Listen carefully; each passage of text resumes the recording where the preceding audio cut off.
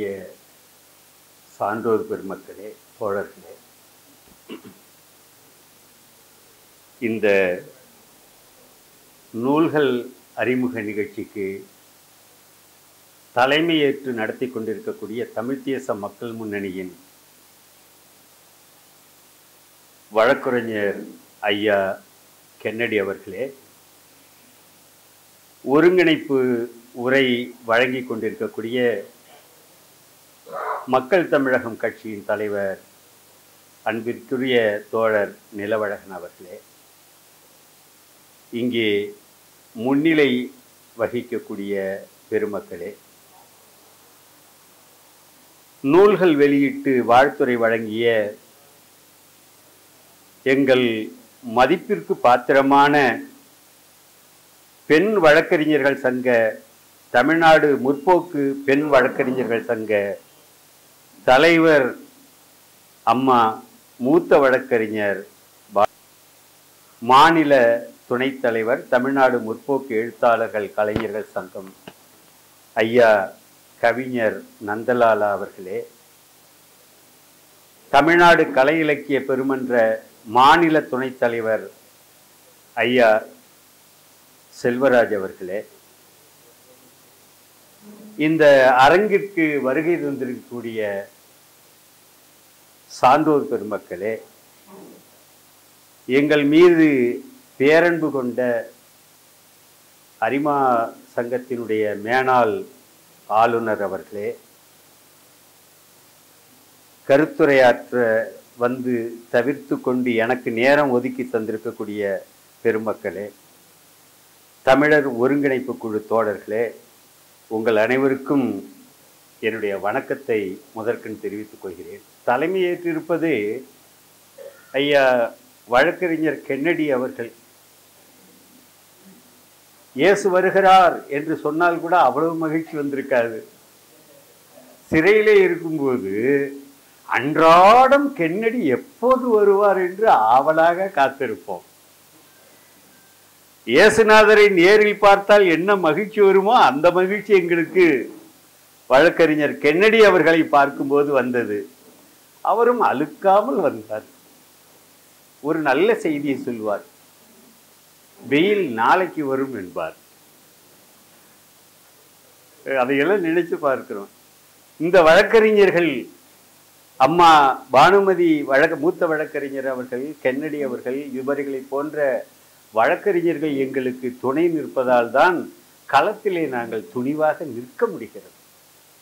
அந்த வகையிலே நாங்கள் அவர்களுக்கு நன்றி தெரிவிக்கிறோம். ஐயா கவிஞர் நந்தலாலா அவர்கள் மிக லகுவாக, எளிமையாக, எல்லாரும் மகிழும் வகையிலே பேசுவது எப்படி என்பது அவரை பார்த்து நாம் கற்றுக்கொள்ள வேண்டும். மிக சிறப்பான உரை. அதுபோலவே மாநில துணைத் தலைவர் தமிழ்நாடு கலை இலக்கிய மன்றம் ஐயா செல்வராஜ் அவர்கள் மிகச் செறிவான கருத்தாழமிக்க ஒரு உரையை வழங்கியிருக்கிறார்கள். உங்கள் அனைவருக்கும் என்னுடைய உளமார்ந்த நன்றியை தெரிவித்துக் கொள்கிறேன். இந்த இரண்டு நூல்களுக்கும் அறிமுக நிகழ்ச்சி பல்வேறு இடங்களிலே நடந்திருக்கிறது. அதற்கு காரணம் இந்த இரண்டு நூல்களும் மிகச்சிறந்த நூல்கள் என்பது அல்ல. நீங்கள் எல்லாம் தமிழ்நாட்டின் மீது அக்கறை உள்ளவர்களாக, கவலை உள்ளவர்களாக இருக்கிறீர்கள் என்பதால் தான் இந்த நிகழ்ச்சிகள் நடந்திருக்கின்றன. இரண்டு பெரிய பிரச்சனைகள் இப்போது தமிழ்நாடை எதிர்நோக்கி இருக்கிறது. ராஜகோபாலாச்சாரியார் தான் சொல்லுவார், தமிழ்நாடு என்பது ஒரு தனி தீவு என்று சொல்லியிருக்கிறார். இந்தியா பூரா ஒன்று சொல்வார்கள், ஆனால் தமிழ்நாடு தனியாக ஒன்றை சொல்லும். அதுதான் ஆர்.என். ரவிக்கு கூட பெரிய தலைவலியாக இருக்கிறது. இந்த நூலிலே பல செய்திகளை நான் சொல்லி இருக்கிறேன். அந்த செய்திகளை எல்லாம் திரும்ப உங்களுக்கு சொல்ல தேவையில்லை. ஆனால் ஒரு பெரிய ஆபத்தை நாம் எதிர்நோக்கி இருக்கிறோம் தோழர்களே. 2017 கோவாவிலே சங் பரிவார் அமைப்புகள் 132 அமைப்புகள் ஒன்றாக கூடி ஒரு முடிவை எடுத்தார்கள். அந்த 2017 முடிவு என்னவென்றால் 1925 ஆர்எஸ்எஸ் உருவாக்கம் பெற்றது. அதனுடைய 100வது ஆண்டு 2025 வருகிறது. அதற்குள் இந்து ராஷ்டிரமாக இந்தியாவை படைத்து விட வேண்டும். அதுக்கு தகுந்தபடிதான் பெரிய புதிய புராண காட்சிகளை காட்டக்கூடிய நாடாளுமன்றம் போன்றவை ஒரு 888 பேர் அமரக்கூடிய அளவிற்கு இன்னைக்கு இருக்கக்கூடிய நாடாளுமன்றத்தில் இந்த தொகுதிகளெல்லாம் கிடையாது. ஜனபதாக்களாக மாற்றி அமைக்கப்படும். தமிழ்நாடு போன்ற மாநிலங்கள் 3ஆக பிரிக்கப்படும் என்று விரிவான திட்டங்கள் வகுக்கப்பட்டன. எல்லாவற்றையும் அவர்களால் செய்ய முடிந்தது. ஆனால் தமிழ்நாட்டில் மட்டும் கால் ஊன்றவே முடியலை. இதுதான் அவங்களுக்கு சிக்கல். எதிர்பார்த்தாங்க ரஜினிகாந்த் பயன்படுவார்னு நினைச்சாங்க. ரஜினிகாந்த் அவர் யாருக்குமே பயன்படவே மாட்டார். அவருக்கு மட்டும்தான். அவர் நல்ல வேலை இவர்களுக்கு பயன்படாமல் இருந்தாரே, அதை நினைச்சு மகிழ்ச்சி அடைகிறோம். ஆனால் அவர்களை ஆர்எஸ்எஸ் காரர்களை சாதாரணமாக நினைத்து விடாதீர்கள். எப்படி ஒரு மாநிலத்துக்கும் தனி விங் போட்டு வேலை செய்கிறார்கள். இப்ப தமிழ்நாடுனா அதுக்கு தனி பிரிவு, ஆழ்ந்து ஆலோசிக்கிறார்கள். தமிழ்நாட்டில் யார் யாரெல்லாம் சிறந்த பேச்சாளர்கள், யாரெல்லாம் சிறந்த எழுத்தாளர்கள், யாரெல்லாம் நல்ல ஊடகவியலாளர்கள் என்று பட்டியல் போட்டுக்கொண்டு அவர்களையெல்லாம் எப்படியெல்லாம் சந்திக்கிறார்கள், எப்படி தொடர்பு கொள்கிறார்கள் என்பதையெல்லாம் வெட்ட வெளிச்சமாக வராது. பேசினார்கள் என்பதெல்லாம் இதற்கு முன்னமே சொல்லப்பட்டிருக்கின்றன. இப்ப தமிழ்நாட்டில் பெரும் பேச்சாளர்கள், எழுத்தாளர்கள், ஊடகவியலாளர்கள் இன்னும் பலர் ஆர்எஸ்எஸ்ஸின் கையில் இருக்கிறார்கள். 2025க்குள் இங்கு இந்து ராஷ்டிரம் படைக்கப்பட வேண்டும். அவர் மோகன் பகவத் ஆர்எஸ்எஸ் தலைவர் தெளிவாக ஒரு செய்தியை சொல்லுகிறார். இன்னும் ஒரு 15 ஆண்டுகள் கூடுதலாக எங்களுக்கு தேவைப்படும் என்று. அப்படி என்றால் இன்னும் ஒரு 15 ஆண்டுகள் சேர்த்துக் கொள்ளுங்கள். அவர் ஒன்றை சொல்லுகிறார், இந்து ராஷ்டிரம் படைக்கப்படும். எங்களுடைய வண்டி புறப்பட்டு விட்டது. எங்கள் வண்டிக்கு ஆக்சிலரேட்டர் தான் உண்டு, பிரேக்கு கிடையாது, குறுக்கே வராதே, ஒழிக்கப்படுவா என்று வெளிப்படையாக அறிவிக்கிறார். தமிழ்நாட்டிலே சட என்று கோட்டை கொத்தளங்கள்லாம் சரிவது போல பல சமூக தலைவர்கள் எல்லாம் இன்று ஆர்எஸ்எஸ்ஸால் பெரும் பணக்காரர்களாக ஆக்கப்பட்டிருக்கிறார்கள். பல சமூக தலைவர்கள், பல கட்சி தலைவர்கள், பல செயல்பாட்டாளர்கள் எல்லாம் இன்னைக்கு அவர்கள் அப்படி மாற்றம் பெற்றிருக்கிறார்கள். இந்த நிலையில இங்க பார்த்தீங்கன்னாக்க பிரச்சனைய கூர்ந்து கவனிச்சீங்கன்னா, இந்து என்ற அடையாளத்துக்குள் எல்லாம் வா என்று நீண்ட காலமாக அழைத்து கொண்டிருக்கிறார்கள். இந்துவாக உணர வேண்டும், இந்து என்ற அடையாளத்தை ஏற்றுக்கொள் என்று நீண்ட காலமாக சொல்லிக்கிட்டு வந்தாங்க. அந்த இந்து என்ற சொல்லை தமிழ்நாடு ஏற்கவில்லை. ஏனென்றால் தமிழர்கள் இந்து அல்ல, அந்த வகைக்குள்ளாரியே வரமாட்டாங்க. இந்து என்ற அந்த வகைக்குள்ளாரியே வராதவர்கள் தமிழர்கள். அப்ப அவன் என்ன சொல்றான்னு சொன்னா, இந்தியா முழுவதும் இந்து முகத்தோடு போ, தமிழ்நாட்டுக்கு தமிழ் முகத்தோடு போ என்கிறான். அவர்கள் தமிழ் முகத்தோடு வருகிறார்கள். இந்துவாக இங்கே நம்மை அணி சேர்க்க முடியாது, தமிழ் இந்துவாக சேர்க்க முடியும் என்று அவன் நம்புகிறான். இதுதான் இன்றைய சூழல். சாதியை ஏற்க மாட்டோம் என்று சொன்ன, கோத்திரங்களை ஏற்க மாட்டோம் என்று சொன்ன வள்ளலார் அவர் சனாதனத்தின் உச்ச ஒலி என்கிறார் ஆளுநர் ஆர்.என். ரவி. இங்கே மோகன் பகவத் இப்படி பேசுகிறார். அங்க எல்லாரும் இந்துங்கிறத இந்து மக்கள் கட்சி, இந்து முன்னணி, இந்து சேனா என்று இந்து என்பதை வைத்து இன்று ஏகப்பட்ட அமைப்புகள் இங்க உருவாக்கம் பெற்றிருக்குது. இந்த நிலையில தான் நாங்கள் தமிழ் இந்து, நீ ஆரிய இந்து, அவர் வேண்டுமானால் கன்னட இந்துவாக இருந்துட்டு போகட்டும், எங்களுக்கு கவலை இல்லை என்று ஐயா மணியரசன் பேசுகிறார். ஐயா மணியரசனை எல்லாருமே மதித்து வந்திருக்கிறோம், அதுல ஒன்றும் பிரச்சனை இல்லை. அவர் எப்போதும் மதிக்கிறார்கள், இப்போதும் மதிக்கிறோம்.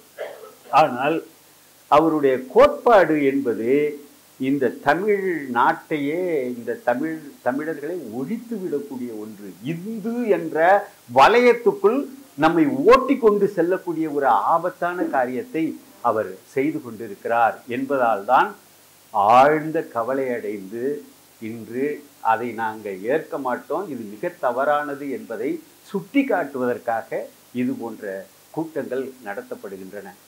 தமிழ்நாடு முன்னாடியே சிக்கல்ல இருக்கு. இந்துத்துவம் 4 பக்கமும் நம்மளை தாக்கிக்கிட்டு இருக்கு. கொந்தளிக்கிற கடல்ல கப்பல், தமிழ்நாடுங்கிற கப்பல் மிதந்து சமாளிச்சு போய்கிட்டு இருக்கும்போது நடு கப்பல்ல உட்காந்துக்கிட்டு ஒரு கிழவனார் பொத்த போட ஆரம்பிக்கிறாரு. எல்லாரும் ஒடியாந்து ஐயோ என்ன இப்படி பண்றீங்களா? இல்ல ஏறி ஏறி எச்சி துப்ப முடியல, பொத்த போட்டா இப்படியே துப்பிக்குவேன்ல. அவர் வசதியாது பொத்த. எல்லாரும் ஒடியாந்து அவர் கையை பிடிக்கிறாங்க. அப்ப அவருக்கு நாம செய்யற காரியம் ரொம்ப மகத்தான பெரிய காரியமா இருக்குமோ, இவ்வளவு பேரு கவலைப்பட்டு வந்து கேட்கிறாங்களே. அது அவ்வளவு ஐயா மணியரசு அப்படிதான் சொல்றாரு. இவ்வளவு பேர் பேசுகிறார்கள், கூட்டம் போடுகிறார்கள் என்றால் நம்முடைய கருத்து எவ்வளவு முக்கியமானதாக இருக்க முடியும் அப்படின்னு அவர் சொல்றாரு. முக்கியமானது அல்ல ஐயா, ரொம்ப மோசமானது. அதனாலதான் இவ்வளவு பேரு அதனால நீங்க இந்தியாங்கிறது இன்னைக்கு இந்தியாங்கிறது பல்வேறு மொழி இனங்கள் வாழும் நிலப்பரப்பா இருக்கு இல்லையா? தமிழர்கள், அதாவது மொழிவாரி மாநிலங்கள். இந்து ராஷ்டிரத்தில் இப்படி இருக்க முடியாது, மொழிவாரி மாநிலம் கிடையாது. ஆனா இந்துக்கள் இருப்பார்கள்.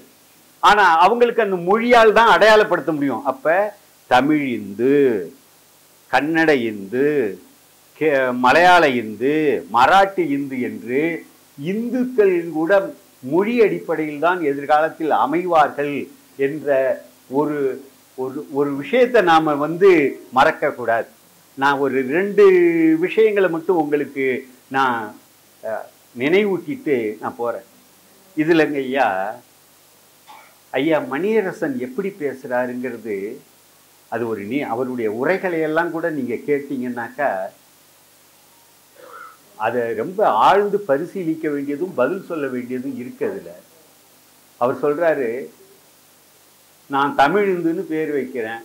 ஏன்னா இந்துங்கிற சொல்லு சிந்துவிலேருந்து வந்தது. சிந்து என்பது தமிழ் சொல்.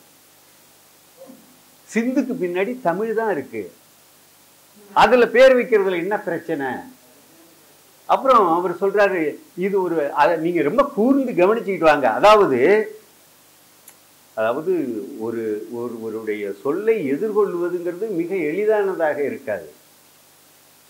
நீங்க மறுக்கிறதுக்கு வாய்ப்பில்லாத அளவு அப்படிதான் தேர்ந்தெடுக்கிறான் எதிரி எப்பயுமே. அப்ப என்ன சொல்றாரு, இந்துங்கிறது எல்லா மதத்திற்கும் கொடுத்த பொது சொல். ஆங்கிலேயர்கள் கொடுத்தார்கள். அது ஒன்றும் ஆரிய வர்ணாசிரம வார்த்தை இல்லை, வேத இதிகாசத்திலிருந்து எடுக்கப்படவில்லை. ஆங்கிலேயன் கொடுத்த ஜனநாயகமான சொல். சாமி கும்பிடலாம், கும்பிடாம இருக்கலாம், கோயிலுக்கு போகலாம், போகாம இருக்கலாம், சடங்கு செய்யலாம், செய்யாம இருக்கலாம். ஆனாலும் நீங்க இந்து. எவ்வளவு ஜனநாயகமான மதம் பார்த்தீர்களா அப்படின்னு ஐயா மணியரசன் சொல்றார். அதோட இல்லாம இந்து என்பதற்கும் பிராமணனுக்கும் சம்பந்தமே இல்லை அப்படிங்கிறது அவரு இதுல சொல்லக்கூடிய செய்தி. அதாவது அதுக்கப்புறம் கோபமெல்லாமும் பேசியிருக்கிறாரு. இந்து மதத்தை எதிர்க்கிறேன், இந்து மதத்தை ஏற்க முடியாதுன்னு பெரியார் சொல்லி இருக்கிறார்ல. அவர் கேட்கிறாரு, இந்து மதத்தில் இருந்து கொண்டே இந்து மதத்தை எதிர்க்கிறேன் என்பது ஃப்ராட். நேர்மையாக இருங்க. அதிரடியாக அவர் எச்சரிக்கை கொடுக்கிறார். அது மட்டும் இல்லாம சாதி ஒழிப்பு தான் முதல் வேலை என்றார் பெரியார். 67 இருந்து திராவிட பொற்காலம் தானே இங்க நடக்குது, ஒழிச்சிட்டீங்களா? வெக்கம் வேண்டாம். எவ்வளவு அதாவது ஸ்ட்ராங் வேர்ட்ஸ்ன்னு சொல்லுவாங்கல்ல, கடுமையான சொற்களை அவர் பயன்படுத்துறத பார்க்கணும். பெரியாரு சம்ப எளியவனுக்கும் புரிகிற மாதிரி பல விஷயத்த சொல்லி இருக்கிறாரு. இந்த சூத்திர பட்டத்தை ஒழிக்கணும், பஞ்சம பட்டத்தை ஒழிக்கணும், சாதியை ஒழிக்கணும். சாவறதுக்கு முன்னாடி ஐயோ இந்த சூத்திர பட்டத்தை ஒழிக்காம உங்களை நான் விட்டுட்டு போறேனே, இதான் பெரியாருடைய கடைசி. இது அந்த பெரியார் சொல்றாரு, இவரு கேட்கிற கேள்வி மிக தவறானது. வேற யாராவது கேட்கலாம், அவர் கேட்கக்கூடாது. ஏன்னா அவர் விவரம் தெரிஞ்சவர், படிக்கிறவர். பெரியார் சொல்றாரு, சாதி ஒழிக்கணும். சாதிய ஒழிப்பு என்பது எப்படின்னா, வழுக்கு பாறையில் தலைகீழாக ஏறுவதை விட கடினமானது. உதாரணம் நல்லா இருக்குல்ல? வழுக்கு பாறையில் தலைகீழாக ஏறுவதை விட கடினமானது. அந்த சாதியை ஒழிப்பதற்கு அந்த அதிகாரம் இந்த அரசிடம் இல்லை, தமிழ்நாடு கிட்ட. அந்த அதிகாரம் அவனிடம் இருக்கிறது, டெல்லிக்காரன்ட்ட. ஆகவே நாம் தமிழ்நாட்டை தனியாக பிரித்தால்தான் இந்த சாதியை, சூத்திர பட்டத்தை ஒழிக்க முடியும். இப்படிதான் அவர் இந்த தனிநாடு கோரிக்கைக்கு வர்றாரு. ஐயா மணியரசன் கேட்கிறாரு, 67ல இருந்து 1967ல இருந்து உங்க திராவிட பொற்காலம் தானே நடக்குது, ஒழிச்சிட்டீங்களா அப்படின்னு சொல்லி அவர் கேட்கிறாரு. என்னங்க 10 மசோதா இன்னும் கையெழுத்து போடலன்னா ஆர்.என். ரவி வீட்டுக்கு தேடிக்கிட்டே அலைகிறாங்க ஒரு கையெழுத்துக்கு. தமிழ்நாடுன்னா என்ன, தமிழ்நாட்டுக்கு இருக்கிற அதிகாரம் என்ன? கிள்ளி போட்ட அதிகாரம் தானுங்க தமிழ்நாட்டுக்கு. இந்த சில பேர் பிச்சை போடுவாங்க ஐயா, ரொம்ப யோசிச்சு சரின்னு ஒரு ஒரு ஒரு ஒரு 2 50 காசை தூக்கி போட்டுருவான். உடனே மறுபரிசீலனை செஞ்சு ஒரு 50 காசை எடுத்துக்குவான். அது மாதிரி முன்னமே அரசியல் சட்டத்துல கொஞ்சம் அதிகாரம், சொற்ப அதிகாரம் தான் கொடுத்துருக்குறாங்க. அதுவுமே அதாவது இது ஒற்றையாட்சி, கூட்டாட்சி மாதிரி தோன்றுகிற ஒற்றையாட்சி. இதுல quasi federal state, unitary state தான், அதிகாரம் கிடையாது. அதுலயே போட்ட காசுல ஒரு காசை எடுத்துக்கிட்டாங்க. 1976ல 5 அதிகாரத்தை மத்திய அரசு எடுத்துக்கிட்டு முக்கிய நேஷனல் இம்பார்ட்டன்ஸ் கருதிட்டா எந்த அதிகாரத்தை வேணாலும் எடுப்போம் அப்படின்னு அரசியல் சட்டத்துல இருக்கு. பரிதாபத்துல இருக்கிறாங்க. ஏதோ எல்லாரும் அமைச்சர் பதவிக்கு போகணும், முன்னாடி ஒரு 4 காரு, பின்னாடி ஒரு 10 காரு, ஒரு 50 கட்சிக்காரன் காரு, எல்லாம் அப்படி தட்டப்புட்டலா. அது ஒரு நல்ல அந்தஸ்தா இருக்கு. அதே மாதிரி ஊழல்கள் செய்தல், பணம் பார்க்கறதுங்கிறது அது அரசியல்ங்கிறதுல சர்வசாதாரணமா இருக்கு. அவங்க யாரை பார்த்து பொறாமப்படுவாங்கன்னா 7.5 லட்சம் கோடி ஊழல் பண்ண மோடியை பார்த்து இல்ல பொறாமப்படுவாங்க. அவங்களோட ஒப்பிட்டு பார்த்தாக்கா அது பலாப்பழம் பெருசுனாக்கா இவங்க ஊழல்லாம் நெல்லிக்காய் பெருசு தானே. அதுதான் நடந்துகிட்டு இருக்கு. ஊழலையோ அல்லது தப்புகளையோ மறுக்கல.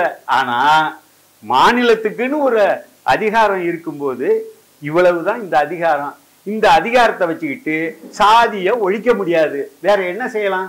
சாதிகளுக்கு கொஞ்சம் அந்த இடஒதுக்கீடு பண்ணி கொடுக்கலாம். எல்லா வீட்டு பிள்ளைக்கும் சோறு போடலாம். வாடி போயிருக்க இந்த மூஞ்சி, ஏன்னா காலமுறையே சாப்பிடாம பள்ளிக்கூடம் வர்ற பிள்ளைங்க அப்படின்னு காலமுறை சாப்பாடு போடலாம். அதுக்கப்புறம் என்ன அரசு பள்ளியில பிடிக்கிறியா, ஐயோ பாவமே உனக்கு ஒரு 7.5% உள்ஒதுக்கீடு பண்ணியிருக்கிறேன் என்று சொல்லலாம். இவ்வளவுதான் பண்ணலாம், இத மாதிரி பண்ணிக்கலாம். ஆனா ஒழிக்கிறதுங்கிறதுக்கு அதுக்கு தனிநாடு வாங்கணும். அப்படி இல்ல எல்லா மாநிலங்களும் முடிவெடுத்து மத்திய அரசை அமுக்கி பிடிச்சி எல்லாத்தையும் பங்கு வச்சு மாநிலங்கள் அன்னைக்கு எல்லாம் தேசிய இன குடியரசுகளுக்கு பங்கு வச்சுட்டு, நீ உன் பேரு மையத்தில் இருக்கக்கூடிய ஏஜென்சி சென்டர் மத்திய அரசு, உனக்கு எங்க எல்லாத்துக்குமான பொதுவான சில வேலையை நீ செஞ்சு கிழிச்சா போதும், பாக்கியெல்லாம் நாங்களே பார்த்துக்குவோம் என்று இவர்கள் ஒரு முடிவெடுக்கிற நாள் அது வரும். இல்ல ஒரு நாளைக்கு தனிநாடாதான் போகணும்னு கூட. ஐயா ஒரு விஷயம் தெரிஞ்சுக்கோங்க, ராஜராஜ சோழன் ஆளும்போது சோழ சாம்ராஜ்யம் இது பர்மனண்டா 1000 ஆண்டு இருக்கும்னு நினைச்சான். இல்ல, விஜயநகர பேரரசு என்று வந்த உடனே நினைச்சான் விஜயநகர பேரரசு ஆக நம்மளுடைய நம்ம ரத்தகஜ துரகபதவதிகள் நம்ம படையை நினைச்சான். காணாம போயிட்டு ஆங்கிலேயர்கள் நினைச்சான் எங்கள் சாம்ராஜ்யத்தில் சூரியன் அஸ்தமனம் ஆவதே இல்லைன்னா அஸ்தமனம் ஆட்சி எல்லாம் நடந்தது. 1801 எங்க தலைவர்கள் மருது சகோதரர்கள், 1899 எங்க திப்பு சுல்தான் வீரபாண்டிய கட்டமன் தூக்குல போட்டு கொன்னுட்டு அப்ப போர்க்களத்துல திப்பு சுல்தான் போன்றவர்கள் எல்லாம் வீழ்ந்து 1801 ஆங்கிலேயர்கள் மெட்ராஸ் பிரசிடென்சி சென்னை பெருமாகாணத்துல தமிழ்நாட்டை இந்தியாவோட முதல் முறையா இணைச்சாங்க. அன்னையிலிருந்து நாங்க அவங்களுக்கு கோ பேசஞ்சர்ஸ். இந்தியாவில் போய்கிட்டு இருக்கோம். ஏதாவது ஒரு ஜங்ஷன்ல இறங்கிடுவோம் இல்ல, இதுவே நிலையானதுன்னு நீங்க எப்படி சொல்லுவீங்க? எப்படி சொல்ல முடியும்? இந்திய அரசியல் சட்டம்னா இது நிலையானது, எழுத்து பேசுனா தேச விரோதம், இப்படிதான் ஆங்கிலேயர்களையும் சொன்னா. இந்திய அரசியல் சட்டம் நிலையானது, பர்மனன்ட் அப்படின்னு யார் சொன்னா உங்களுக்கு? இப்ப மார்க்சிய அதாவது பொது உடைமையாளர்கள் இங்க இருக்கிறாங்க. 1947 சுதந்திரத்துக்கு முன்னாடி 1946 கேபினட் தூதுக்குழு வந்த போது, 1942 சர் ஸ்டாஃபோர்டு கிரிப்ஸ் வந்த போது பொது உடைமை கட்சி சொன்னிச்சு இங்க எல்லாம் தேசிய இனங்கள் இருக்கின்றன. 1946 அவர் பொதுச் செயலர் ஜோஷி சொன்னாரு, எழுதி கொடுத்தாரு, அன்ஃபெக்டட் செல்ஃப் டிட்டர்மினேஷன் வேணும். அதாவது அஃபெக்டர்னா விலங்கிடுதல், விலங்கிடப்படாத, அதாவது குறைக்கப்படாத, நறுக்கப்படாத சுய நிர்ணய உரிமை எங்களுடைய தேசிய இனங்களுக்கு வேணும்னு சொன்னாங்க. அரசியல் சட்டம் வந்தது, சரி இது மதிக்கப்படும், மாநில சுயாட்சி என்பது நமக்கு காப்பாற்றப்படும் மாநில உரிமைகள்னு அதை மதிச்சுதான் எல்லாரும் அதை ஏத்துக்கிட்டாங்க. ஒரு கட்டத்துல இதுக்கு மேல RSS பாஜகங்கிறது மாநில உரிமைகளை புடுங்கணும்னு நினைச்சாங்கன்னா களம் இறங்குவாங்கல்ல எல்லாரும். அன்னைக்கு கருப்பு, சிவப்பு, நீலம் எல்லாமே களம் இறங்கிடுவாங்கல்ல. ஆமா, சிவப்பு ரொம்ப திக்கானிச்சுன்னா கருப்புன்னு நண்பர்கள் சொன்னாங்க. அதனால ஒன்னோட ஒண்ணு தொடர்புடையதுதான். இந்த மண்ணின் மக்களை பாதுகாக்க, மண்ணை பாதுகாக்க களம் இறங்குறதுங்கிறது ரொம்ப நிச்சயமாக அது நடக்கும். அப்ப இவங்க நினைச்சுக்கிட்டு இருக்காங்க முடிச்சிடலாம் கதையன்னு. முடிக்க முடியாது. முடிக்க முடியாதுங்கிறதுக்கு என்ன சான்று? நீங்கள்லாம் தான் சான்று. நீங்கள்லாம் தான் சான்று. அப்படியெல்லாம் ஒன்றும் தமிழ்நாட்டெல்லாம் புரட்டி தள்ளிட முடியாது. ஒரு ரெண்டு முக்கியமான செய்தி உங்களுக்கு. ஐயா மணியரசன் என்ன சொல்றாங்கன்னா, சிந்து என்ற சொல்லிலிருந்து இந்து வந்தது, அது தமிழ் சொல். இந்துவில் தமிழர்களின் சிந்து ஆறுதான் மறைந்திருக்கிறது, அசல் தமிழ் பெயர். அவர் சொன்னது இதுல சின்னதா சொல்லியிருக்கேன். எனக்கு இந்த 160 பக்கத்தை தாண்டிடக்கூடாதுங்கிறதுல பல விஷயங்களை நிறைய சமையல் பண்ணியிருப்போம். ஆனா இலை சின்னதா இருக்குன்னு வைக்காமலே பரிமாறாம இருப்போம்ல, அது மாதிரி உண்டு. அது அடுத்த தடவை சேர்க்க வேண்டியது. அதாவது சொல்லியிருக்கான அந்த செய்தி கொஞ்சமா. சிந்துங்கிறது சமஸ்கிருத சொல், அது தமிழ் சொல். ஆகவே நான் இந்துங்கிற சொல்ல பயன்படுத்துறேன்னு சொல்றாருல, அங்கேயே அடிபட்டு போச்சு. அது சமஸ்கிருத சொல். அப்ப இந்த சமஸ்கிருத சொல்னா எப்படி சொல்றீங்க? எந்த தமிழ் இலக்கியத்திலையும் சிந்துங்கிற வார்த்தை கிடையாது. ரிக்வேதத்துல முதல் மண்டலத்துல, அப்பதானே அவங்க 1200 கிமு அல்லது 1500 கிமுக்கு இடைப்பட்ட காலத்துல வரும்போது அவங்க பாடி வந்த அந்த பாடல்கள்ல முதல் மண்டலத்துல 35வது பிரிவுல 8வது பாடலா இருக்கு. என்ன இருக்குன்னா, சப்த சிந்தாவா என்ற வார்த்தையை பயன்படுத்துறான். இல்ல வேண்டாங்க ஐயா, சப்த சிந்தாவானா 7 நதிகள்னு அர்த்தம். சிந்துங்கிறது என்னன்னா ஆறு, ஏரி, குளம், கடல் எல்லாத்துக்குமான பொது சொல் சமஸ்கிருதத்துல. சப்த சிந்தாவா. பஞ்சாப்னா 5 ஆறு, அவன் 7 ஆறுன்னு அவன் பேசுறான். உங்களுக்கு சந்தேகமா இருந்தா அவர் சயின்ஸுக்கு, எனக்கு வேண்டாங்க ஐயா, அது சும்மா. ரொம்ப நன்றி.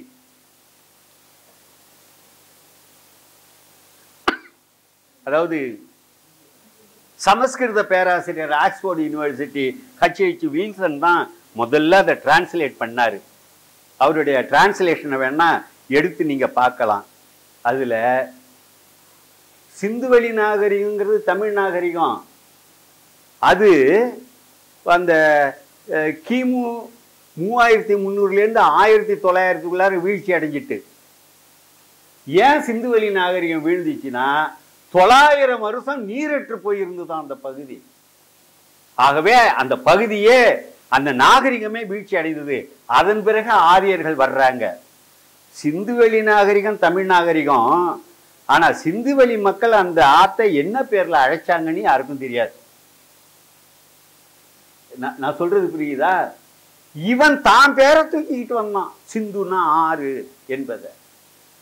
இங்க இந்த 1922 சிந்துவெளி நாகரிகம் கண்டுபிடிக்கப்பட்டது.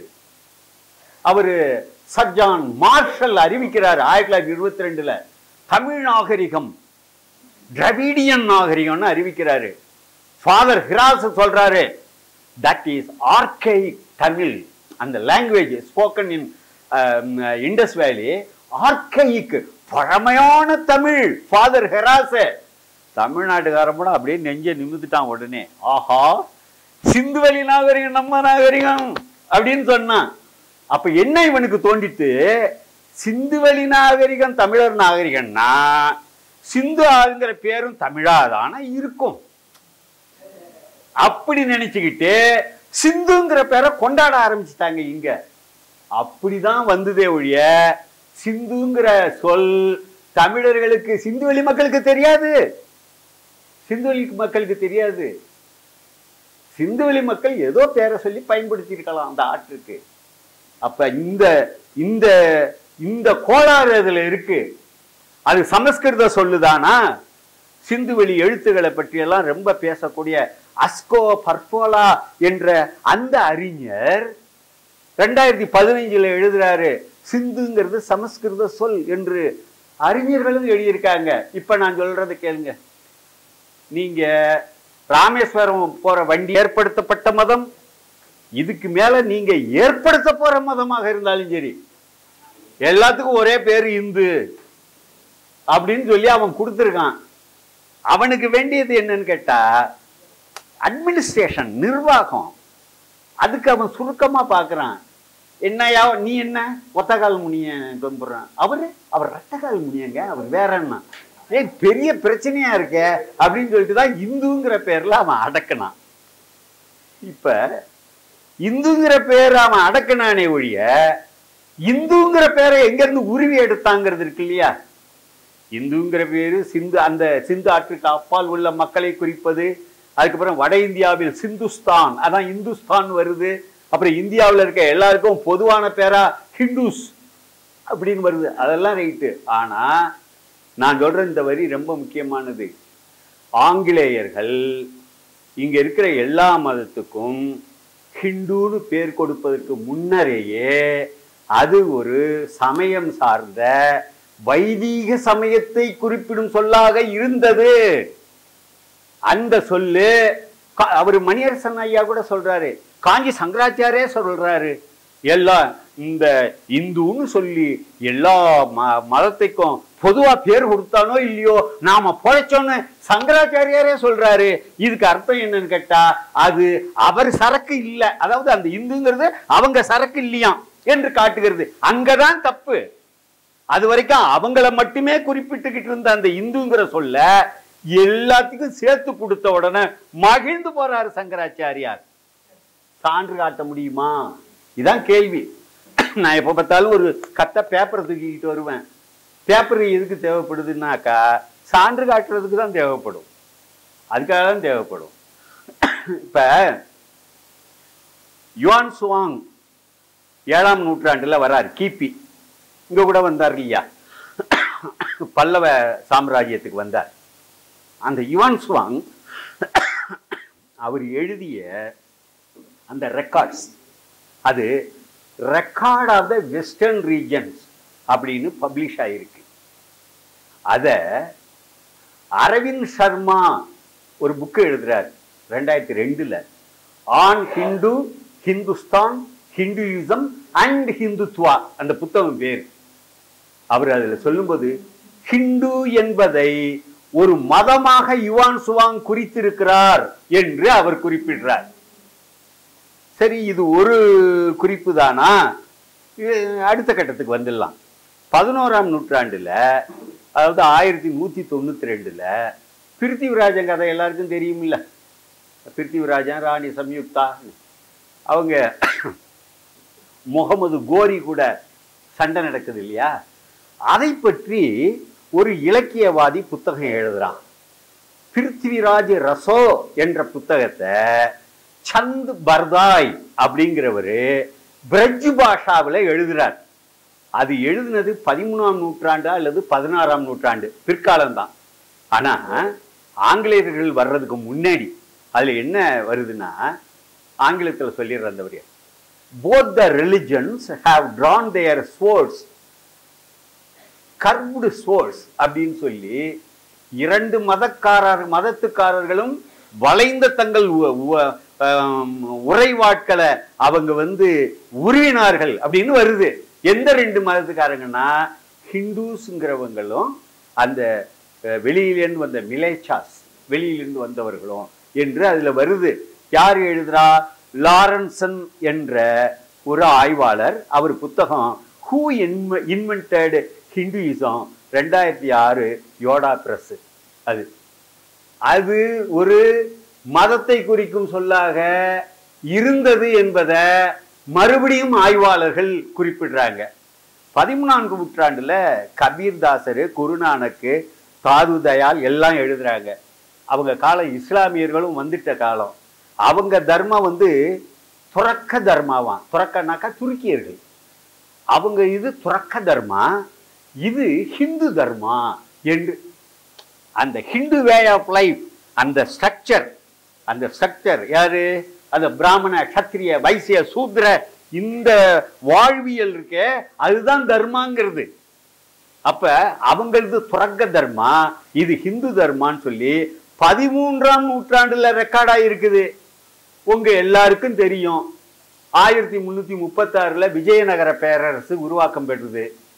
இந்த தெலுங்கு, கன்னட பகுதிகளை உள்ளடக்கி சிருங்கேரி மடத்தினுடைய 12வது சங்கராச்சாரியார் வித்யாரண்யர், அவர் தான் விஜயநகர சாம்ராஜ்யத்தை உருவாக்குறாரு. யாரு? 2 பிராமண பையனுவன், ஹரிஹரா, புக்கா, பிராமணியத்தை பாதுகாப்பதற்காகவே உருவாக்குறாங்க அந்த சாம்ராஜ்யத்தை. அதுல அந்த அந்த முத்திரை, அரச முத்திரை இருக்குல்ல, அதுல என்ன வருதுன்னா, ஹிந்து ராய சுரத்ரானா என்ற பட்ட பெயர் வருது. ஹிந்து என்று வைதீகத்தை குறிக்கும் சொல்லாக அப்ப பயன்பட்டு வந்திருக்கிறது. இதே சொல் 1344ல ஹம்பி கல்வெட்டுல வருகிறது என்று ஆய்வாளர்கள் குறிப்பிடுறாங்க. மதம் சார்ந்த சொல்லாக ஹிந்து பயன்பட்டு வந்திருக்கிறது.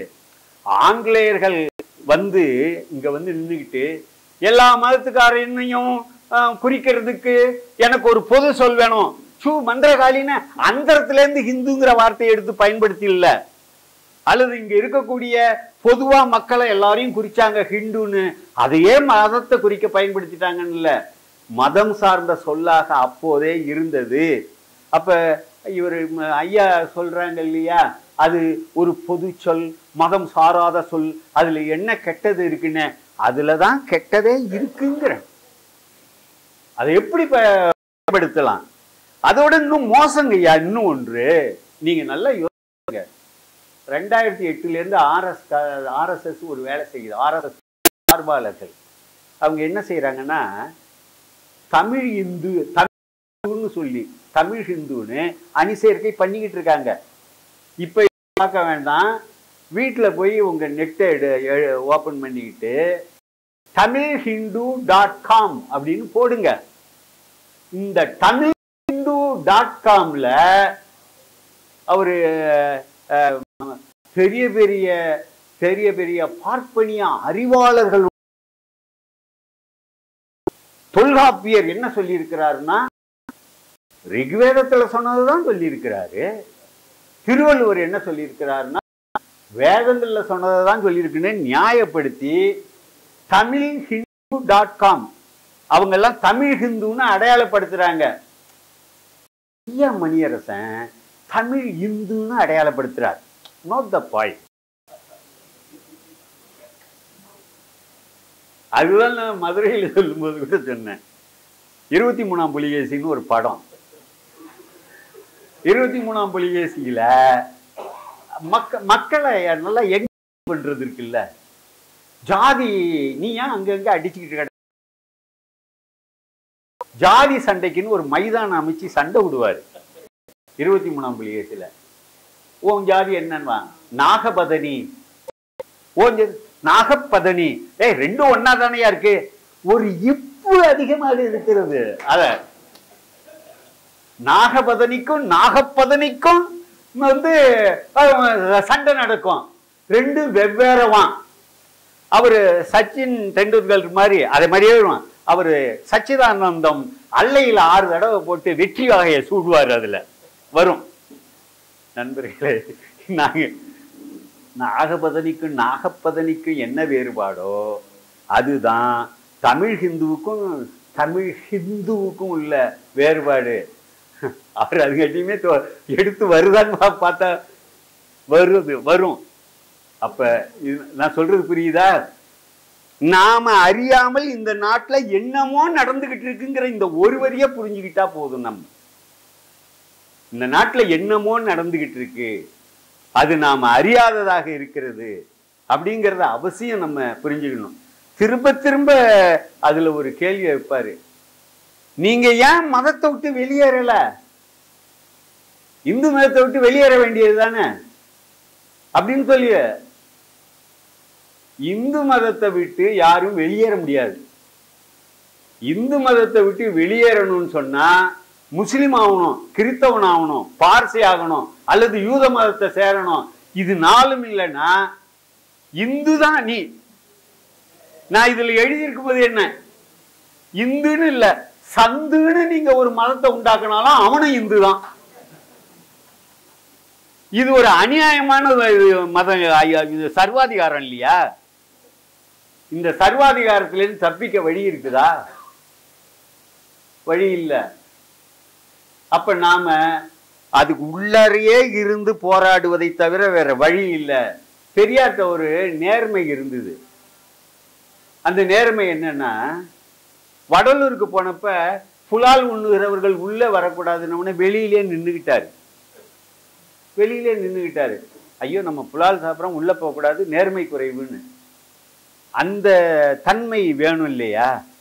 இப்ப ஐயா பொது உடைமைவாதியா இருந்தாரு, புரட்சியெல்லாம் பேசினாரு. அதுக்கப்புறம் சட்டையை கட்டிட்டு திருச்செந்தூர் வாசல்ல பட்டை போட்டுக்கிட்டு இருந்தாங்க. ஒரு பெரிய சேஞ்சுன்னு வச்சுக்கோங்க, மிகப்பெரிய மாற்றம். அது நம்ம குறைவா சொல்லல, மாற்றம் ஒன்றுதானே மாறாதது.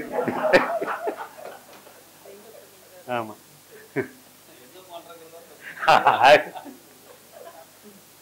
வளர்ச்சிங்கிறது சின்னதா இருக்கிறது பெருசாகும். இது தேய்மானமா இருந்தா நம்ம தான் என்ன செய்யறது?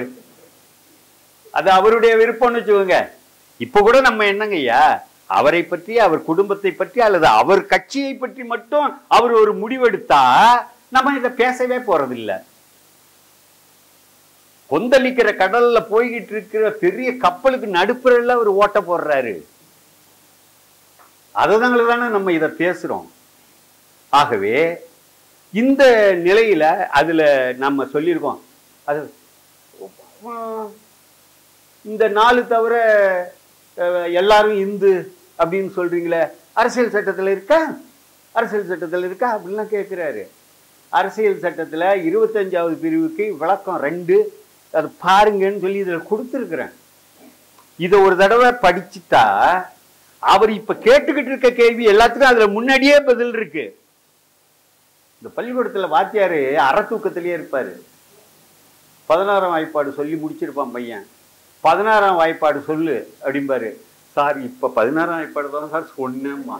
அப்படியா, சரி மறுபடியும் சொல்லு. அவரு கவனிக்கிறது இல்லை, அதுல இருக்கு. இதுதான் நிலைமை. ஆனா தமிழ்ங்கிற வார்த்தையை வற்புறுத்தி இதை நிலைநிறுத்த வேண்டிய கேள்வி என்ன? இந்துங்கிற சொல்லு பரவலா ஏற்கப்பட்டுட்டுது, ஆகவே நம்ம புதுசா எல்லாம் உருவாக்க முடியாது, அதை வச்சுக்கலாமே அப்படின்னு சொல்றாரு. பரவலா ஏற்கப்பட்டுட்டுதுன்னு சொன்னா வச்சுக்க முடியுமா? பரவலா ஒண்ணு ஏற்கப்பட்டுட்டுதுங்கிறதுக்காக வச்சுக்க முடியுமா? இந்துங்கிற சொல்லுக்கும் நமக்கும் சம்பந்தமே கிடையாது. ஐயா அது ஊரா விட்டு சொத்து இந்துங்கிறது. வைதிகர்களுக்கு, பார்ப்பனியத்துக்கு, ஆரியத்துக்கு மட்டுமே சொந்தமான சொல். ஆரியது நீங்கள்லாம் ஆரிய இந்து, நாங்கள்லாம் தமிழ் இந்து. இந்துன்னு சொன்னாலே ஆரிய இந்து தானே. அப்புறம் எப்படி நம்ம தமிழ் இந்து ஆகும்? அதுல நமக்கு சம்பந்தமே இல்லை. தமிழர்கள் என்னைக்குமே சமயம் சார்ந்து இருந்ததே இல்லைங்க ஐயா. தமிழர்களுக்கு சமயம் சார்ந்து இருந்ததே கிடையாது. கீழடியில பாருங்க, சூளம் இல்லை வேற ஏதாவது சூடம் கொளுத்துனதுக்கு அடையாளம் ஒன்றும் கிடையாது. இறை நம்பிக்கை எப்போதும் இருக்கிறது, வழிபாடுங்கிறது எப்போதும் இருக்கிறது.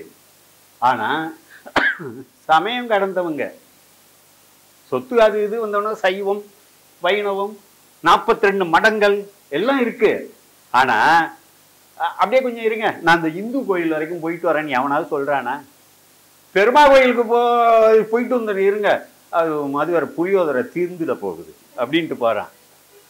சிவன் கோயில், பெருமா கோயில், இதுதான். முனியையா கோயிலுக்கு போயிட்டு வந்துடுறேன், மாரியம்மா கோயிலுக்கு போயிட்டு வந்துடுறேன், அப்படிதான் சொல்லுவானே ஒழிய இவங்களுக்கு இந்துங்கிற சொல்லி யாருக்கும் மனசுலயே படலைங்க ஐயா, கிடையவே கிடையாது. இவங்களை அது ஒரு தனிப்பட்ட விவகாரமாக உற்ற வேண்டியது தானே. இல்லை இல்லை நாங்க பிரிச்சு எடுக்கணும் அப்படின்னு சொன்னா அதுக்கும் வழி யார் சொல்றா? நம்முடைய இவங்க காசு பிள்ளை 1940 எழுதுறாங்க. நீங்க ஒண்ணு நல்லா தெரிஞ்சுக்கணும், மறைமலை அடிகளாகட்டும், தேவநேய பாவாணராகட்டும், காசு பிள்ளையாகட்டும் இந்துங்கிற சொல்லை ஏற்கல.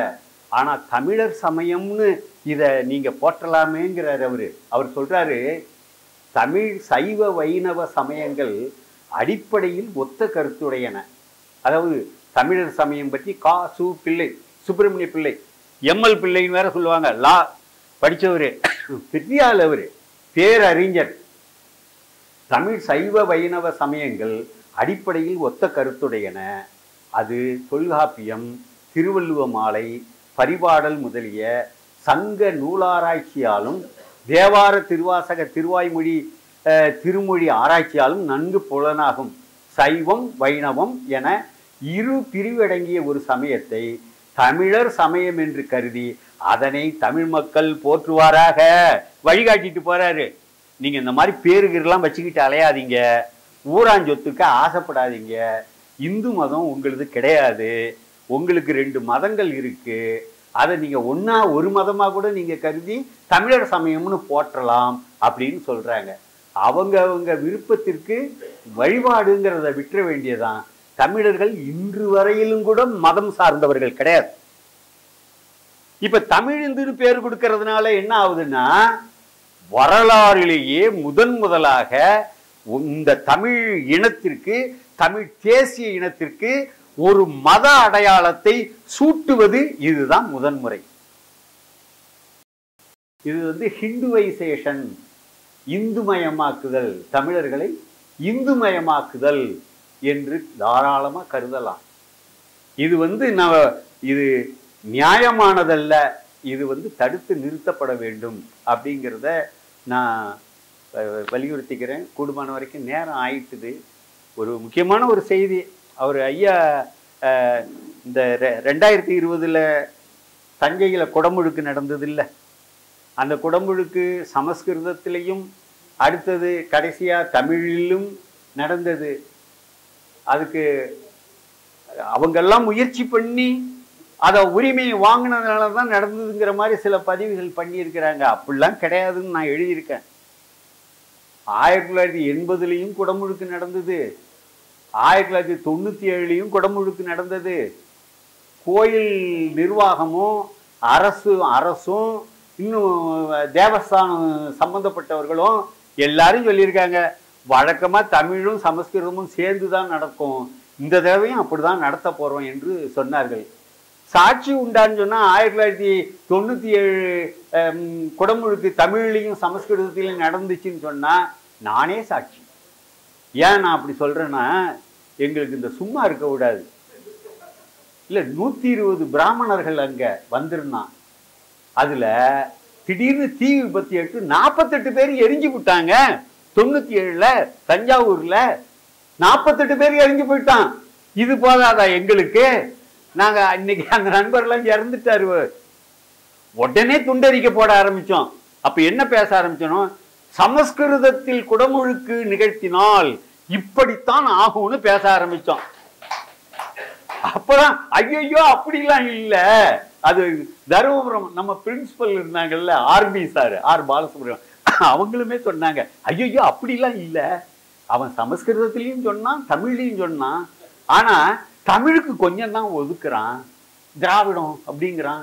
உடனே இவங்க தமிழ்ல ரொம்ப பணிவா பாடுகளை, அங்க குடமுழுக்கு உச்சியில சொல்றேன், இவரு எங்க இந்த மடத்துல பாடுறாங்க அங்க பாடுறாங்கன்னா ஐயா மணியரசன் சொல்றாரு, அதெல்லாம் இல்லை, தமிழிலும் பாடப்பட்டது, ஆனால் 2ஆம் நிலைதான் கொடுக்கப்பட்டது. அதை தான் நம்ம இன்ன வரைக்கும் எதிர்த்துக்கிட்டு இருக்கோம். இல்ல சட்டத்துல இருந்தாலும் அது ஒன்றும் நடக்கல, நாங்க எவ்வளவு பாடுபட்டு அதை நடத்தணும் தெரியுமாங்கிறாரு. அது உண்மைதான், நம்ம தான் நடத்திக்க வேண்டியிருக்கு. எங்க ஊர்ல கூட தான் ரேஷன் கார்டுக்கு 1 கிலோ அரிசி கொடுக்கணும், ஜீனி கொடுக்கணும், கொடுக்க மாட்டேங்கிறான். உடனே 4-5 பையனோ போய் ஆச்சா போச்சான்னு சத்தம் போட்டு போட எல்லாருக்கும் கொடு. அப்ப இருப்பதையே நடைமுறைப்படுத்தி கொள்ள நம்ம கொஞ்சம் முயற்சி எடுக்க வேண்டி இருக்கிறதுங்கிறது உண்மைதான். ஆனா அதுக்காக நாங்க தான் அதை நடத்தணும்னு சொல்ல முடியாது இல்ல. நாம அதை கொஞ்சம் விழிப்பா இருக்கணும். தமிழில் மட்டுமே குடமுழுக்கு என்பதை, அதே மாதிரிதான் தமிழ் அர்ச்சனை 1974 ஒரு அதிசயம் நடந்தது. அது எல்லாருமே வரலாறுல மறந்துட்டாங்க. அது என்ன வரலாறுலன்னா, 1974 இனிமேல் தமிழில் மட்டுமே தான் அர்ச்சனை செய்யப்படும்னு ஒரு அரசாணை போட்டுச்சு கலைஞர் கருணாநிதி அரசு. துள்ளி குதிச்சு எழுந்தான். ஒரே வாரத்துல அரசாணையை திரும்ப பெற்றது. இங்கிருந்து எங்க வடக்க வரைக்கும் பொங்கிட்டானுமே. ஆனால் தமிழில் மட்டுமே அர்ச்சனைங்கிறத எந்த மடமும் ஆதரிச்சு கலைஞரங்களை. இதெல்லாம் நிறைய ஏராளமான செய்திகள் அதுல நம்ம சொல்லி இருக்கிறோம். நீங்க என்ன திராவிடம் சாஞ்சது என்ன, இது என்னுடைய கடைசி இன்றைய நிகழ்ச்சியில கடைசி செய்தியா இந்த ஒன்றை மட்டும் சொல்றேன். ரொம்ப வயிற்றுச்சலா இருக்குங்கய்யா. இப்ப நானே இவ்வளவு பேசுறேன்ல, என்னை எப்படி எதிர்கொள்றாங்கன்னா திராவிட ஆதரவாளர்கள், இன்னும் நல்ல போனாக்கா சில பேர் திமுக ஆதரவாளர்கள். என்ன, நானே ஓட்டு போடாத ஆளு. தமிழ் தேசியர்கள் ஏன் வாக்களிக்க மறுக்கிறார்கள் ஒரு கட்டுரை 2021 ஐயா மணியரசனே தமிழர் கண்ணோட்டத்துல வெளியிட்டாரு. நான் தமிழ் தேசத்தினுடைய இறையாண்மை மீட்பு அரசியல்ல ஆர்வம் கொண்டவன். ஒரு மாநில உரிமைங்கிறது வேற, ஒரு தேசிய இனத்தின் உரிமைங்கிறது வேற. மாநில உரிமைங்கிறது நிதி நிர்வாக அதிகாரங்களோட முடிஞ்சுக்கும். ஆனா இது அப்படி இல்லை. ஒரு தேசம், தமிழ் தேசம்ங்கிறது இறையாண்மை கோரும், தன்னுரிமை கோரும், சரியா வரலன்னா தனிநாடு கோரும். இதுவும் அதுவும் ஒன்று அல்ல. அந்த வேறுபாடை நாம இதுல தெரிஞ்சு வச்சுக்கணும். இந்த செய்திகள் நம்ம எல்லாம் ரொம்ப பரிதாபமா இருக்கு. பெரியாரை திட்டலாங்க, அதுக்கு ஒரு நியாயம் வேணும் இல்ல. பெரியாரை திட்டலாம் இல்ல, அது ஒரு நியாயம் இருக்குல்ல. சாவுங்காட்டியும் தனிநாடு வாங்காம விட்டுட்டு போயிட்டார எங்களுக்கு, அப்படி திட்டினா பரவாயில்ல, அது எனக்கு புரியுது, கண்ணா பின்னான்னு திட்டினாக்கா மணியரசன் ஐயா கேட்கிறாரு, அவர் கேட்கிறாரு தமிழ்நாடு திராவிட நாடு, ரெண்டையும் பேசுறீங்க, ரெண்டுங்க ஏன், அதுல என்ன பிரச்சனை? தமிழ்நாடு இந்த ஒரு தேசம்னே வச்சுக்கோங்க, தமிழ்நாடு அது தமிழ்நாடு சோசலிச நாடு. தமிழ்நாடு எப்படி வேணாலும் எடுக்கலாம்ல, முதலாளித்துவ நாடு அமெரிக்கா மாதிரி. தமிழ்நாடு ஜனநாயக நாடு அப்படியும் வரலாம்ல. தமிழ்நாடு திராவிட நாடு, அங்கதான் என்னங்க திராவிட நாடுன்னா பார்ப்பனியம் இல்லாத நாடுன்னு அர்த்தம். வேற என்ன அர்த்தம்? தமிழ்நாடே தனி நாடானாலும் அது திராவிட நாடா பிறக்கணும்னு என்ன சொன்னாங்கன்னா, அந்த சுதந்திரமான தேசம் ஆனால் பார்ப்பனியம் இல்லாததாக. அப்ப திராவிடம்ங்கிற ஒரு கருத்தியல் இருக்கு இல்லையா, அது என்ன சொல்லுது? திராவிடம் ஒரு சொல்லல, ஆரிய மறுப்பு, வேத மறுப்பு, இதிகாச மறுப்பு, கடவுள் மறுப்பு, இங்க சாதி மறுப்பு, வர்ணாசிரம மறுப்பு, ஏற்றத்தாழ்வு, பெண்ணடிமைத்தன மறுப்பு, எல்லாத்தையும் ஒன்னா சேர்த்து ஆரியத்தினுடைய அரசியல் வடிவமான இந்திய தேசிய மறுப்பு, கடைசியா எல்லாத்தையும் சேர்த்து ஒற்றை சொல் திராவிடம். அந்த கருத்தியல் தானேங்க. எனக்கு அந்த கருத்தியல்ல உடன்பாடு. திராவிடங்கிற இது வார்த்தை பிடிக்கலையா, பிடிக்கல, கடாரம்னு வைங்க, எக்ஸ்ன்னு வைங்க, ஒய்ன்னு வைங்க, இல்ல இசட்டுன்னு வைங்க, என்ன பேர் வேணாலும் வைங்க. அவர் திராவிடங்கிறதுல இதை தான் மீன் பண்றாரு. என் பகுதி சென்னை மாகாணம் இது விடுதலை அடையணுங்கிறாரு. அண்ணா தான் இந்த 4 மொழிக்காரனும் 4 நாடுகளும் ஒரு கூட்டமைப்பா சேரலான்னு அண்ணா யோசிக்கிறார். பெரியார் வந்து இதான் சொன்னார். 1956 நவம்பர் 1 தமிழ்நாடு எல்லாம் மாநில மொழிவாரு. 4ஆம் தேதி 3 நாள் கழிச்சு உடனே கூட்டாரு, தமிழ்நாடு தமிழருக்கு இனிமேலுக்கு திராவிடம் சொல்ல வேண்டாம், சாவர வரைக்கும் அதுல. ஒரு வயசான மனிதன் இவ்வளவு பாடாப்படுத்து நிலைநிறுத்தி இருக்கிறாரு. இவர் வந்து இன்னைக்கு கேட்க, ஏன் நான் படிக்கிற இந்த புத்தகங்களா அவர் தான் படிச்சா என்ன மோசமா போச்சு? எப்ப பார்த்தாலும் பகவத்கீதையே படிச்சுக்கிட்டு இருந்தா சரியாயிடுமா? இல்ல, நீங்க நல்லா நினைச்சு பாருங்க. நியாயமா? தேவாரம், திருவாசகம் அதெல்லாம் தான் படிக்கணும். அவங்கதான் தமிழ் இந்து. பகவத்கீதை படிச்சா ஆரிய இந்து. சுப்பிரமணிய சாமி மாதிரி கச்சிராஜாவே என்னங்க சொல்றாரு, அவர் ஆரிய இந்து. நான் எடுத்து பேசுற கருத்தெல்லாம் எல்லாம் மணியரசன் தான் எடுக்கிறேங்கிறாரு அவரு. ஆரிய இந்து. இப்ப அண்ணங்காரன் பகவத்கீதையில நம்பிக்கை வைக்கிறான், தம்பிக்காரன் தேவாரத்துல நம்பிக்கை வைக்கிறான். இப்ப அவரு ஆரிய இந்து, இவர் திராவிட இந்தா, தமிழ் இந்தா? திடீர்னு சொல்லி அவன் ஆரிய இந்துக்காரன் வந்து இல்ல, எனக்கு தெளிவு இப்பதான் வந்தது, இன்னையிலேருந்து நான் தேவாரத்தை தூக்கி பிடிக்க போறேன், வாங்க வாங்க நீங்க தமிழ் இந்து தான் போடுறேன். அண்ணங்காரன் ஆரிய இந்து. இப்ப ஒரு தலைவர், அவர் போற்றுகிற ஒரு தலைவர், அரசியல் கட்சி தலைவர், அவர் என்ன சொன்னாரு? முதல்ல முருகன் முப்பாட்டன்னாரு, அப்புறம் கிருஷ்ணன் பாட்டன்னாரு. இப்ப அதுக்கு அடுத்தது ஏன் ராமர் உனக்கு மட்டும் தான் தெரியுமா, ஏன் எனக்கு இல்லையாங்கிறாரு. இவரு ஆரிய இந்துவா திராவிட இந்துவா? இல்ல நீங்க சொல்லுங்க, இல்ல நீங்க நல்லா சொல்லுங்க.